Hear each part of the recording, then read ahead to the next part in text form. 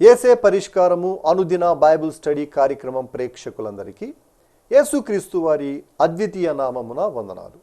ప్రభువునందు ప్రియ దేవుని బిడ్డలారా, నేటి దినము డాక్టర్ కారుపాటి శ్యాన్సాగర్ గారి ద్వారా బైబిల్ స్టడీలోని వాక్య ధ్యానమును కీర్తనల గ్రంథము నుండి ధ్యానం చేసుకుందాం. మీరందరూ బైబిల్తోనూ నోట్బుక్తోనూ సిద్ధపడి ఉంటే డాక్టర్ కారుపాటి శ్యాన్సాగర్ గారు ప్రార్థన చేసి ఈ దినపు వాక్య పరిచర్య చేస్తారు. ప్రభువునందు ప్రియ దేవుని బిడ్డలారా, ఈ రాత్రి కాలపు వాక్య భాగం కొరకు ప్రార్థన చేసుకుందాం. ఈ దినం ఎపిసోడ్ సహకారి ఎవరు లేరు. గత 6 సంవత్సరాల్లో ఈ సంవత్సరమే ప్రథమం, ప్రత్యేకం.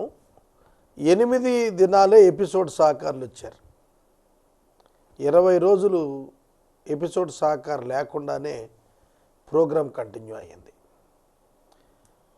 సహకారులు కావాలి. దాని ద్వారా పరిచర్య బలంగా జరుగుతుంది, స్మూత్ ఆపరేషన్ ఉంటుంది. కనుక ప్రార్థించండి. ప్రార్థన చేసుకుని వాక్య ధ్యానం ప్రారంభించుకుందాం. మమ్మలను మిక్కిలిగా ప్రేమిస్తున్న మా ప్రియ తండ్రి, మీకు వందనాలు. నేటి వాక్య ధ్యానం విశ్వాసులమైన మమ్మలను మీపై ప్రేమ, మీ పట్ల భయం కలిగి ఉండేటట్లుగా చేయమని ప్రార్థిస్తున్నాను. ధన్యత అంటే ఏమిటో గ్రహింపుకు రావాలి. అట్టి భాగ్యం ఇమ్మని యేసునామంలో వేడుతున్నాం తండ్రి, ఆమెన్.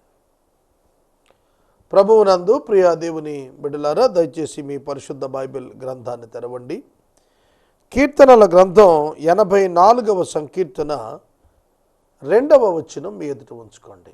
గత రాత్రి 1వ వచనం ధ్యానం చేశాం. ఈ వచనం 2వ వచనం. యెహోవా మందిర ఆవరణములను చూడవలెనని నా ప్రాణము ఎంతో ఆశపడుచున్నది, అది సొమ్మసిల్లుచున్నది. జీవము గల దేవుని దర్శించుటకు నా హృదయము, నా శరీరము ఆనందముతో కేకలు వేయొచ్చు ఉన్నవి. దేవుని మందిరం ఆవరణములు చూడవలెనని, మందిరం చూడాలనలేదు ఇక్కడ, మందిరపు ఆవరణలు చూడాలని. ఆవరణము అంటే సరౌండింగ్స్, సరౌండింగ్ ప్లేస్. ఒక ఇల్లు, ఇంటికి ఆవరణము, ఇంటికి వెలుపట ప్రహారీ. ఒక మందిరము, మందిరమునకు ఆవరణము, ఆవరణమునకు వెలుపల ప్రహారీ. దేవుని యొక్క మందిరము ఆవరణముకు ఎందుకు ఇంత ప్రాధాన్యత ఇచ్చాడు చెప్తాను. ఎందుకు ఇచ్చాడు? 3 మాటలు చెప్పాడు. నా ప్రాణము, నా హృదయము, నా శరీరము. ఈ 3 మాటలు కూడా మీరు గుర్తించాలి. ఈ వచనంలో ఒక్కొక్క వచనం ఎంత గంభీరమైందో, ఎంత అర్థంతో కూడిందో ధ్యానించే కొలది కూడా మనకు అర్థమవుతుంది. నా ప్రాణము ఎంతో ఆశపడుతున్నది, అది సొమ్మసిల్లుచు ఉన్నది. సొమ్మసిల్లుట అనేటువంటి పదం శరీరానికి వినియోగించేది. సొమ్మసిల్లుట అనేటువంటి పదం, సొమ్మసిల్లిపోయాడు అంటే శరీరంలో వచ్చేటువంటి నీరసం, బలహీనత, ఒక స్థితి, బలహీన స్థితి. ఇక్కడ ప్రాణానికి రాస్తున్నాడు, నా ప్రాణం సొమ్మసిల్లిపోతుంది అన్నాడు. Inner man. ఇక్కడ నా ప్రాణం అన్నప్పుడు నా ఇన్నర్ మ్యాన్, నా హృదయము అన్నప్పుడు నా ఇన్నర్ మ్యాన్, నా శరీరం అన్నప్పుడు నా ఔటర్ మ్యాన్, నా బాహ్య పురుషుడు, నా అంతరంగ పురుషుడు. అర్థమవుతుందా? మానవుడు త్రిత్వం, ఆత్మ, శరీరం, ప్రాణం. ఆత్మ శరీరములను కలిపేదే ప్రాణం. ఆత్మ స్పిరిట్, ప్రాణం సోల్ లైఫ్, శరీరం బాడీ. ఈ 3 యొక్క కలయిక త్రిత్వం. 3 మనుషులు కాదు, ఒకే మనుషుడు. ఆత్మ అన్నప్పుడు ఆ వ్యక్తి పేరే, ప్రాణం అన్నప్పుడు ఆ వ్యక్తి పేరే, శరీరం అన్నప్పుడు ఆ వ్యక్తి పేరే. రైట్? ఇప్పుడు నేను కనిపిస్తున్నాను మీకు స్క్రీన్ మీద, నా శరీరం కనబడుతోంది. ఈ శరీరాన్ని మీరు చూచి అంటారు శాంతిసాగర్ గారు అని అంటారు. అర్థమైంది?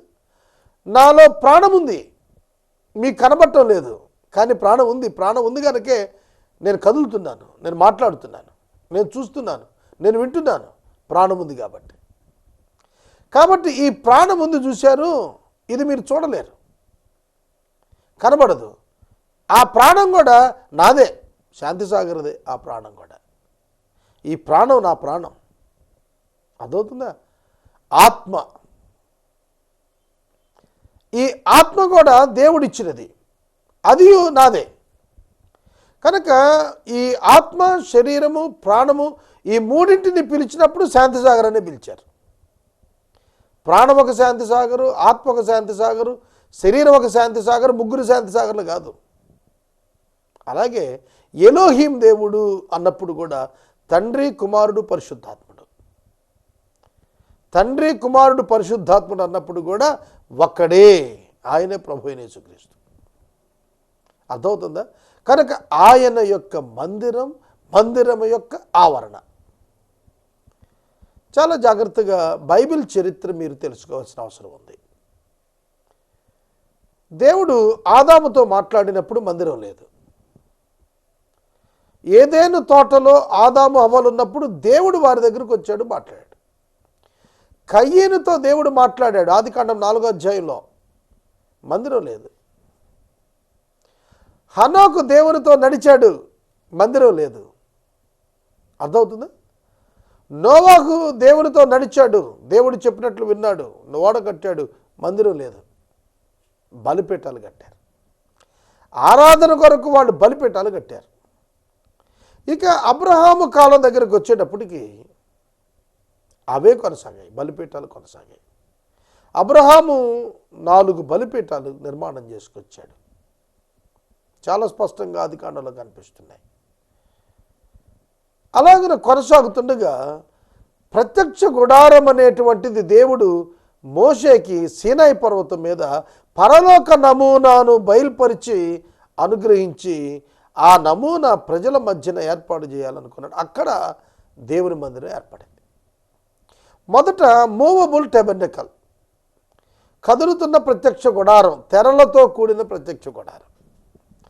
ఈ ప్రత్యక్ష గుడారంలో 3 స్థలాలు, 1 అతి పరిశుద్ధ స్థలం, 2 పరిశుద్ధ స్థలం, 3 ఆవరణము. ఆవరణమునకు వెలుపట తెరలు. ఈ తెరల లోపల ఉన్న ఆవరణ ముందు చూశారు. ఆ ఆవరణములోనికి దేవుని యొక్క బిడ్డలు వచ్చే అవకాశం ఉంది. గుడారం ఏర్పరిచారు. గుడారమును 2 భాగాలు, గుడారమును 2 భాగాలు చేస్తూ మధ్య ఒక దట్టమైన తెర కట్టారు. 300 మంది యాజకులు ఎత్తి కట్టినటువంటి తెర అది, అంత పెద్ద తెర. అది అతి పరిశుద్ధ స్థలాన్ని, పరిశుద్ధ స్థలాన్ని వేరు చేసిందన్నమాట. అతి పరిశుద్ధ స్థలంలో మందసము, అలాగనే కెరూబుల మధ్య పెట్టబడినటువంటిదిగా కనిపించింది. ఆ మందసం లోపల అహరోను చిగురించిన కర్ర, మన్నా కలిగిన బంగారు పాత్ర, మోషే తీసుకొచ్చిన పలకలు పెట్టారు. 10 ఆజ్ఞలు కలిగిన 2 రాతి పలకలు ఆ మందసంలో పెట్టారు. ఇక దాని లోపలికి ఎవ్వరు వెళ్ళకూడదు. అతి పరిశుద్ధ స్థలములోనికి ప్రవేశం నిషిద్ధం. సంవత్సరానికి ఒకసారి ప్రధాన యాజకుడు వెళ్ళేవాడు. ఇక ఆవరణంలోకి వచ్చేటప్పటికి బల్ల మీద సముఖపు రొట్టెలు, దీపస్తంభం అక్కడ ఉంచబడ్డాయి. గంగాళం, వెలుపట ఆవరణంలో గంగాళం ఉంచబడింది, పీట ఉంచబడింది. అంటే శుద్ధి చేసుకుని లోపలికి రావాలి. లోపలికి వచ్చినటువంటి వాడు దేవుని సన్నిధికి వెళ్ళాలి అని అంటే ఉన్న ఆటంకం తొలగిపోవాలి, అప్పుడే ప్రవేశిస్తారు అనేటువంటి కాన్సెప్ట్ వారు అర్థం చేసుకునేటట్లుగా దేవుని సన్నిధికి వారి మధ్యన ఉంచి దేవుడు ఉన్నాడు, దేవుని యొద్దకు మీరు రావాలి, ఆయన అద్భుతం జరిగిస్తాడు, ఆయన మీ జీవితాలు మారుస్తారు, మిమ్మల్ని పోషిస్తాడు, మిమ్మల్ని ఆయనే నిర్మించాడు. ఇవి అర్థం అవటానికి వారి మధ్యన మందిరం వచ్చింది. ఆ మందిరం యొక్క ఆవరణానికి ప్రతి సంవత్సరం యూదులలో పురుషులు ముమ్మారు వెళ్ళాలి. బాలురు కాదు, పురుషులు. ప్రతి పురుషుడు సంవత్సరానికి 3 సార్లు ఆ మందిరం దగ్గర రావాలి, వచ్చి ఆరాధన చేయాలి. ప్రతి 7వ దినమున విశ్రాంతి దినం ఆచరించాలి. ప్రతి 3 నెలలకు మందిరం దగ్గర రావాలి. కనుక దేవా యెహోవా మందిర ఆవరణాలు చూడాలి అంటే పండుగలప్పుడు మందిర ఆవరణకు రావాలని ఆశపడతారు. ఇప్పుడు జూన్ 2వ తారీఖున తెలంగాణ రాష్ట్రం, ఆంధ్రప్రదేశ్ రాష్ట్రం అపాయింటెడ్ డే. మన వాళ్ళు చాలామంది హైదరాబాద్లో ఉద్యోగాలు చేస్తున్నారు.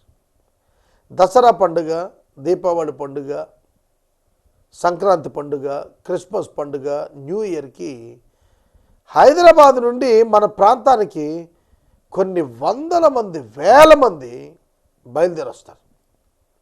ఎందుకు వస్తారు? మళ్ళీ అక్కడికి వెళ్ళిపోయారు అనుకోండి, అదే వాతావరణం, routine duty, colleagues, neighbours, friends అందరూ ఉంటారు. కానీ రిలేటివ్స్ అంతా ఎక్కడున్నారు అంటే సంబంధించినటువంటి వాళ్ళందరూ తల్లి, తండ్రి, కుటుంబం, బంధువులంతా స్వగ్రామంలో ఉంటారు. కనుక వాళ్ళు ఎంత అపేక్ష కలిగి ఉంటారో తెలుసా? మళ్ళీ ఎప్పుడు పండుగ వస్తుందా, మళ్ళీ ఎప్పుడు మన ప్రాంతానికి వెళదాం, మన వాళ్ళని చూద్దాం, మన వాళ్ళతో ఆనందిద్దాం. అలాగే ఒక మిలిటరీకి వెళ్ళిన జవాను కుటుంబాన్ని విడిచి వెళ్తాడు. ఆ కుటుంబం దగ్గరికి వస్తున్నాడంటే, ఆ గృహం దగ్గరికి వస్తున్నాడు, స్వగృహానికి వస్తున్నాడంటే అతనికి ఎంత ఆనందం. మన వాస్తవమైన మన స్వగృహం ఎక్కడది? దేవుడిదే. దేవుని దగ్గర నుంచే కదా మనం వచ్చింది, దేవుడు సృష్టించిన వాళ్ళం కదా. కనుక ఆ దేవుని యొక్క మందిర ఆవరణం దగ్గరికి వెళ్ళాలి అని అంటే నాకెంతో ఆశగా ఉంది. నా ప్రాణం సమసిల్లిపోతుంది. ఎప్పుడా ఎప్పుడా ఎప్పుడా ఎప్పుడా అని ఎదురు చూస్తూ నీరసం వచ్చేస్తుందట ప్రాణానికి. ప్రియమైన దేవుని బిడ్డలారా, ఈ క్షణం నీ ప్రాణం దేవుడు తీసుకుని ప్రభు సన్నిధికి తీసుకెళ్తాడంటే are you ready to leave? వెళ్ళిపోవటానికి సిద్ధంగా ఉన్నావా? ఆధ్యాత్మికంగా ఆ దినాన భౌతికమైన స్థలం చుట్టానికి యూదులంతా పరిగెత్తుకొచ్చారు. ఎందుకంటే మా దేవుడు మా మధ్యనున్నాడు, ఆయన మందిరం ఉంది, అక్కడికి వెళ్ళాలి మేము. ఆ సన్నిధి వేరు, ఆ గొప్పదనం వేరు, ఆ ప్రదేశం వేరు. అక్కడ ఒక్క రోజు గడిపితే బయట 1000 దినాల కంటే గొప్ప. కాబట్టి అది మాకు కావాలి. అర్థమవుతుందా? దేవుని సన్నిధి అనే పదం లేదా దేవుని వర్షిప్ చేయటం అనే పదం ఎంత నెగ్లెక్ట్ చేయబడిందో తెలుసా మీకు? ఇవాళ వేసవి కాలంలో సంఘాలు మందిరాలు మధ్యాహ్నం పూట ఆరాధనలు పెడితే ఖాళీగా ఉంటున్నాయి చర్చెస్ అన్నీ. ఎందుకంటే ఎండకు భయపడి రావటం లేదు. దేవుని ఆరాధించుట కొరకైన లక్ష్యం, ఆ యొక్క గురి తగ్గిపోతుంది, దినదినాన్ని తగ్గిపోతుంది. కనుక ఒక ఆత్మలో తీవ్రత అనేది దినదినానికి పోతుంది. వర్షం వస్తే ఆగిపోతాం, ఎండ పెరిగితే ఆగిపోతాం, చలి ఎక్కువైతే ఆగిపోతాం, బంధువు వస్తే ఆగిపోతాం, అల్లుడు వస్తే ఆగిపోతాం, ఊరెళ్ళాలంటే ఆగిపోతాం.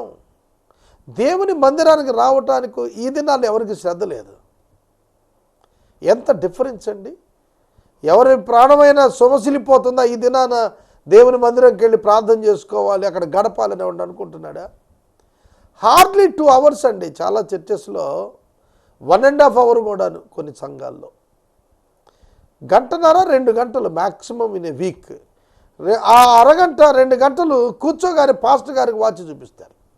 ఈ మధ్యన ఒక ఆయన నవ్వుతూ అన్నాడు, పుల్పిట్ మీద లేదంటే ఆ ఆల్టర్ మీద వాల్ క్లాక్ పెద్దది పెట్టారండి, అదేదో ప్రజల వెనకాల పెడితే పాస్టర్ గారికి పుల్పిట్ మీద నుంచి కనపడి టైం చూసి ముగిస్తాడు కదా అని అన్నాడు. అంటే 2 గంటలు దేవుని మందిరంలో గడపలేకపోతున్నాం మనం. ఈనాడు అన్ని విషయాల్లో కూడా మనం ఆలోచించుకోవాల్సినటువంటి పరిస్థితి కనబడుతోంది. నాకైతే నేనే ఇలా అనుకుంటే మా నాన్నగారి తరం ఇంకెంత బాధపడతారో అనిపిస్తుంది నాకు. భక్తి పోతోంది, భయం పోతోంది, లోకం అంతరంగాల్లో ప్రవేశిస్తోంది, దేవుని పట్ల ఆసక్తి, ఆశ సన్నగిలిపోతున్నాయి. ఆ మాధుర్యం యొక్క అనుభవాలు జ్ఞాపకానికి రాకుండా పోతున్నాయి. ఉపవాసం ఉండి ప్రార్థించి ఆ ఉపవాసములోని శక్తి చేత, ఆత్మలో బలము చేత సాతానుని జయించి పాపాన్ని జయించే ఉత్కృష్టమైనటువంటి సాధనతో కూడిన అద్భుతమైనటువంటి ధన్య జీవితం ఇవాళ ఎంతమందికి అలవాట్లోకి వచ్చింది? లోకంతో పోటీపడి లోకంలో కలిసిపోతున్నాం మనం. సొలొమోను బాగా గొప్పవాడైన తరువాత ఐగుప్తు యొక్క రాజు అయిన ఫరో కూతుర్ని తెచ్చి పెళ్లి చేసుకున్నాడు. ఎంత విచారకరం! ఆ స్త్రీలు అతన్ని విగ్రహారాధన వైపు తిప్పితే సీదోను యొక్క దేవతలు చేయించాడట. కనుక ఈనాడు భక్తి సన్నగిల్లుతోంది. క్రైస్తవులు ప్రధానంగా మందిరాలకు పరుగులెత్తుతున్నాం అనుకుంటున్న క్రైస్తవులు తమ గృహాల్లో క్రైస్తవులుగా జీవిస్తున్నారా? వారి యొక్క ప్రాణము దేవుని యొక్క వాక్యం కొరకు, దేవుని యొక్క గానం కొరకు, దేవునితో ప్రార్థించుట కొరకు సమస్యలే అనుభవం కనపడుతోందా? ప్రత్యక్షంగా పరిశీలించుకోవాలి. ఏకాంతంగా ప్రభు యొక్క సన్నిధిలో ఒక గదిలో కూర్చుని మోకాళ్ళపై ఉండి నీ హృదయాన్ని పరిశీలించుకొని ప్రార్థించి ఎంతకాలమైంది? సహోదరుడా, సహోదరి, నీ తప్పిదాలు నీవు తెలుసుకోకుండా అపవాది నీ కన్నులకు గుడ్డితనం కలుగజేస్తున్నాడు. మందిరావరణములో ప్రవేశించాలని నా ప్రాణము సమస్యలుతుంది. చూడాలి, దేవుని సన్నిధికి వెళ్ళాలి, దేవుని వాక్యం చదవాలి, దేవునితో గడపాలి, దేవుని బిడ్డలతో గడపాలి, దేవుని బిడ్డలతో కలిసి గానం చేయాలి. ఆ ఆశ మనలో ఏ విధంగా ఉంది పరిశీలించుకుందాం. జీవము గల దేవుని దర్శించుటకు నా హృదయమును నా శరీరమును ఆనందముతో కేకలేస్తున్నాయి. హృదయము కేకలేస్తోందట, శరీరము కేకలేస్తోందట. He is ready to receive the physical death at any time. He is a prepared believer.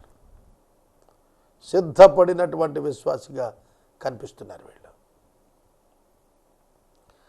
ఈ రాత్రి ప్రభు నిన్ను పిలిచేస్తాడు అని నువ్వు అనుకుంటే నీ హృదయం ఎట్లా ఉంటుంది? చూడండి, బీజేపీలో ఒక ఆయన వెంకయ్య నాయుడు గారు, జాగ్రత్తగా నేను చెప్పేది జాగ్రత్తగా, ఆయన పార్టీకి సేవ చేస్తున్నాడు. మోడీ గారు ఆయన పిలిచి నీవు నా క్యాబినెట్లో ఉండాలి అని అడిగాడు. అర్థమవుతుందా? మోడీ గారు పిలిచి అడిగేటప్పటికీ ఆయన థ్రిల్ అయి చెప్పింది ఏమిటంటే నేను పార్టీకి సేవ చేసుకుంటాను అన్నట్టు. ఆయన ఎక్కడికైనా వెళ్తాడు, ఎప్పుడైనా వెళ్తాడు, ఆయన ఫ్రీ టైం ఆయనది, కార్యకలాపాలు ఉంటాడు తప్ప గవర్నమెంట్లో పొజిషన్లో ఉండి చేయటం అనేది ఇంతకుముందు ఆయన ఎలక్ట్ అయినటువంటి ఇది కాదు. ఆయన చెప్పినటువంటి మాట విన్నప్పుడు నాకు ఆశ్చర్యం అనిపించింది. ఒక్కసారిగా పదవిలోనికి ఆహ్వానించేటప్పటికి ఎట్లా ఉంది ఆయన పరిస్థితి? నేను మనవి చేస్తున్నాను, దేవుడు నిన్ను ఒక్కసారి భూమి మీద నుండి తన సన్నిధికి పిలిచేస్తాడని అంటే నీవెట్లా ఆనందంగా ఉంటావా? ఆలోచించు. నువ్వే విధంగా ఉంటావు? నాకు బాగా గుర్తుంది, కొద్ది సంవత్సరాల క్రితం కిరణ్ కుమార్ రెడ్డి గారు ముఖ్యమంత్రిగా ప్రమాణం చేసే ముందు కాలం ఆయన్ని పిలిచి సిద్ధంగా ఉండమన్నారు. ప్రణబ్ ముఖర్జీ గారు ఫ్లైట్ దిగి వచ్చాడు, అనౌన్స్ చేశాడు, వెళ్ళిపోయాడు. అంతే, 2 minutes, 2 minutes, only 2 minutes announce చేశాడు, వెళ్ళిపోయాడు. ఒక్క క్షణంలో ఎటువంటి ఉత్కంఠభరితమైన సన్నివేశం అనుభవించి ఉంటాడు ఆ వ్యక్తి. 2 పొలిటికల్ ఇష్యూస్ చెప్పాను నేను. ఇక లోకంలో మీరు ఆలోచించండి, ఒక సాధారణమైన వ్యక్తి ఐఏఎస్ కొరకు సిద్ధపడి పరీక్షలు రాశాడు. ఒక మత్స్యకారుడు, ఒక బెస్త కుటుంబానికి చెందినవాడు, చాలా పేదవాడు, ఆ పల్లెలో కరెంటు కూడా లేదు. ఐఏఎస్ టాపర్స్లో ఈ వ్యక్తి ఉన్నాడని చెప్పి న్యూస్ వచ్చింది. ముత్యాల రాజు అతని పేరు, పశ్చిమ గోదావరి అతనే. ఎట్లాంటి ఆనందం, ఎట్లాంటి కేక వేసి ఉంటాడు ఆలోచించండి. నేను మనవి చేస్తున్నాను, ఈ విధంగా టాప్ అచీవ్మెంట్స్ పొందిన వాళ్ళందరూ కూడాను శరీరము హృదయం ఎంత ఆనందంతో కేకలేసి ఉంటుంది. ఇట్లా చెప్పాలంటే ఈ వాక్యం అయ్యే లోపల 10-15 చెబుతాను. నేను అడుగుతోంది ఏమిటంటే, దేవుని దర్శించుటకు హృదయము శరీరము ఆనందంతో కేకలేస్తున్నాయి అన్నాడు అని అంటే ఎంత ప్రిపేర్డ్గా ఉన్నాడు. ప్రియమైన సహోదరుడా, సహోదరి, ఆయన నుండి పిలుపు వస్తోంది. ఆ పిలుపు కొరకు ఎదురు చూస్తున్నాడు. ఆ దేవుని దర్శించాలి, ఆ దేవుని యొద్దకు వెళ్ళాలి, ఆ దేవుని చూడాలి, ఆయన సన్నిధిలో నేను ఉండిపోవాలి, ఈ భూమి మీద మన యొక్క యాత్ర ముగించాలి అని ఎంతమంది ఆలోచిస్తారు? ప్రియమైన సహోదరుడు, సహోదరి, పేతురు భక్తుడు చెప్పాడండి, నేను వెడలిపోవు కాలం సమీపించింది అన్నాడు. మోషే భక్తుడు చెప్పాడు 90వ సంకీర్తనలో, దినములు లెక్కించుట నాకు నేర్పించు, జ్ఞాన హృదయం నాకు కలుగు చేయి ప్రభు అని అన్నాడు. మనం సంవత్సరాలు లెక్కించుకుంటాం. సడన్గా మీరు ఒక ఆయన పిలిచి నీ వయసు ఎంత అని అడిగారు అనుకోండి, టక్కని చెప్పడు, కొంచెం ఆలోచించుకొని చెప్తాడు. ఎందుకు నన్ను అడిగాడే వాళ్ళు ఒక ఆయన, మీ వయసు ఎంత అని. నేను వెంటనే 44 అని కాదు 45 అన్నాను. కంప్లీట్ అవుతుంది ఈ సంవత్సరం అని కూడా చెప్పాను. అంటే ఇమీడియట్గా వయసు సంవత్సరాలు అడిగితేనే చెప్పలేము, ఇక దినాలు ఎక్కడ లెక్కించేది? కనుక దేవుని మందిరము ఆవరణములు చూడాలని ప్రాణం ఆశపడుతుంది, సమస్యలుతోంది. జీవము గల దేవుని దర్శించడానికి హృదయమే కాదు శరీరం కూడా సిద్ధంగానే ఉంది.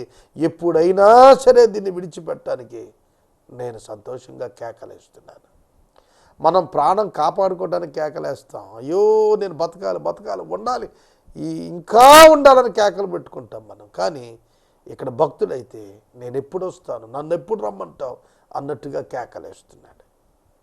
ప్రియమైన దేవుని బిడ్డలారా, ఒకటి ఆధ్యాత్మిక అర్థం, ఒకటి భౌతిక అర్థం. భౌతిక అర్థం అయితే కోరహు కుమారులు దేవుని మందిరానికి వెళ్ళాలని, దేవుని చూడాలని, దేవుని సన్నిధి చూడాలని, ఆ మందిరంలో పండుగ చూడాలని, ఆ మందిరంలో ప్రార్థనలు చూడాలని వారు కేకలేస్తున్నారు. వారి శరీరం, వారి హృదయం ఆశపడుతుంది. భౌతిక అర్థం అయితే, ఆధ్యాత్మిక అర్థం, మన ప్రాణములు, మన హృదయములు ఆయన పిలుపు కొరకు ఎదురు చూస్తున్నాయి. మన శరీరములు ఆయన పిలుపు కొరకు ఎదురు చూస్తున్నాయి. పౌలు గారు అంటాడు, నేను వెడలిపోవుట నాకు ప్రయోజనకరం, నేను మీ కొరకు ఉంచబడుతున్నాను తప్ప నా మట్టుకైతే మరణము మేలే. నాకు గొప్పదేంటి? క్రీస్తే నాకు. శరీరము మరణం పొందటం నా వరకు అయితే ధన్యత, మీ కొరకు నేను ఇంకా ఈ శరీరంలో ఉన్నానన్నాడు. కనుక ఒక ప్రిపేర్డ్ బిలీవర్ లాగా ఇప్పుడు మాట్లాడతాం, ఒక ప్రిపేర్డ్ బిలీవర్ లాగా ఇప్పుడు మాట్లాడతాం, ఒక సిద్ధపడిన విశ్వాసిలాగా నీవెప్పుడు మారుతావు. ఇది నిన్ను నీవు పరీక్ష చేసుకోవాలని నేను మనవి చేస్తున్నాను. మనం సిద్ధపడాలి, మనం ఎప్పుడైనా సిద్ధపడాలి, ఏ సమయమైనా సిద్ధంగానే ఉండాలి. ఏ సమయంలో ప్రభు రాకడో తెలియదు, ఏ సమయంలో మన మరణమో తెలియదు. కనుక మనం నిత్యము మన హృదయాన్ని పరిశుద్ధపరుచుకుని వాక్యము చేత ఉదక స్నానం చేయించి దాన్ని ఎప్పుడూ ప్రభు కొరకు సిద్ధంగానే ఉంచాలి.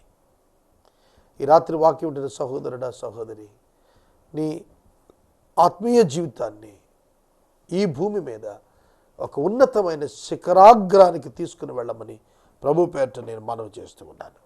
మూడవ వచనం, సైన్యములకు అధిపతి యొగు యెహోవా నా రాజా నా దేవా. చూడండి ఎంత గంభీరమైన మాటలండి. నాకైతే ఒక్కొక్క వచనం ఎంతైనా ధ్యానించాలనిపిస్తుంది. నా రాజా నా దేవా. రాజా అంటే కింగ్, దేవా అంటే God. My king and my God. ఈ మాట ఎవరన్నది తెలుసా? మన దేశానికి వచ్చిన ప్రభు వారి యొక్క అపోస్తులుడైన తోమా గారు. ఆయన ప్రత్యక్షమైనప్పుడు, ప్రభు ప్రత్యక్షమైనప్పుడు ఈ తోమా లేడు ఆ స్థలంలో. అప్పుడు శిష్యులు చెప్పారు, మేము ప్రభువుని చూసాం, ఆయన మా దగ్గరికి వచ్చాడు, మేము చూసామనంటే తోమా అన్నాడు, నేను వేలి తీసుకెళ్ళి ఆయన గాయాలు, చేతి గాయంలో పెట్టి ఆయన ప్రక్కన పొడిచారు, అక్కడ చెయ్యుంచి తిప్పితేగా నేను నమ్మను అన్నాడు. ప్రభు మళ్ళీ తోమాకు ప్రత్యక్షం అయ్యారు. నా ప్రభువా నా దేవా అన్నాడు. My lord and my God. నా ప్రభువా నా దేవా, నా రాజా నా దేవా, నా దేవుడు నీవు. ఎంత అప్పీలింగ్ వర్డ్ అండి. ఎటువంటి జీవితం మాట్లాడుతున్నాడు? నా రాజా అంటున్నప్పుడు భౌతిక జీవితం మాట్లాడుతున్నాడు, నా దేవా అంటున్నప్పుడు ఆధ్యాత్మిక జీవితాన్ని గురించి మాట్లాడుతున్నాడు. నీ జీవితంలో ఆయనే రాజు. పిలాతు యేసుక్రీస్తు ప్రభువుని అడిగిన మాట, నీవు యూదులకు రాజువా అంటే, అవును నీవు అన్నట్టు నేను రాజునే అన్నాడు. ఎక్కడ రాజు అండి? హేరోదు కదా రాజు యూదులకి. ఈయన రాజు అని చెప్పుకుంటాడు ఏమిటి? అసలు రాజు ఎవరు? హేరోదు కాదు, యేసే రాజు. ఎలా రాజు? అసలు ఆయనండి సమస్తాన్ని సృష్టించిన వాడు. కనుక ఆయన రారాజు, ఆయనే రాజు, ఆయనే దేవుడు. నీ బలిపీఠను అంత పిచ్చుకలిగిన వాసన. రేపటి దినం నేను ఈ వచనాన్ని ధ్యానం చేస్తాను. నీ భౌతిక జీవితానికి రాజెవరు? నీ ఆధ్యాత్మిక జీవితంలో నీ దేవుడెవరు? నీ విశ్వాసం ఎక్కడ? నీవెవరిని సేవిస్తున్నావు? ఒక గొప్ప మాట ఏలియా మాట్లాడతాడు. నేను ఎవని సన్నిధిని నిలిచి ఉన్నానో ఆ జీవము గల దేవుని పేరిట అని మాట్లాడతాడు. కనుక అతని అంతరంగంలో చాలా గర్వంగా అతిశయంగా చెబుతున్నాడు, నేను ఎవ్వని సన్నిధిలో నిలుచున్నాను తెలుసు, ఆ జీవము గల దేవుని పేరు. దావీదు అన్నాడు, సున్నతిలేని ఫిలిష్తీయుడు జీవము గల దేవుని తిరస్కరించుటకి ఏ పాటివాడు. They feel proud to be called as the children of God. దేవుని పిల్లలుగా పిలువబడటానికి వాళ్ళు ఎంతో ఎంతో గర్వించారు, అతిశయపడ్డారు. ఇవాళ క్రైస్తవుడని చెప్పుకోవటానికి సిగ్గుపడుతున్నాం మనం.